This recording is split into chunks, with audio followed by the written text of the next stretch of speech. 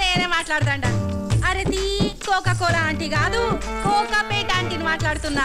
గది సాయంత్రం మా ఇంట్లో లాంచి ఉన్నది. లాంచ్ కాదు లంచ్. గదే కదా నేను చెప్తున్నది. ఇగో నువ్వు మాత్రం ఫర్గెట్ అవ్వకుండా రిమెంబర్ పెట్టుకుని విజిటింగ్ చేయాలి. అలా అలా అలా నా వాయిస్ కటింగ్ కటింగ్ కటింగ్ వినొస్తుందా? ఇగో నా బ్యాటరీల పుల్లలు 2 ఉన్నాయి. నేను ఇక మస్తు మందిని ఇన్సల్ట్ చేయాలి. ఇన్సల్ట్ కాదు ఇన్వైట్. గదే కదా నేను చెప్తున్నది. ఇగో నేను నీతో మళ్ళీ టాకుతా, ఫోన్ పెట్టు నువ్వు. ఇగో రామా, ఈ కొంపనే నేను కొందామని చూసింది చెత్తగున్నదా ఇడిచిపెట్టినా.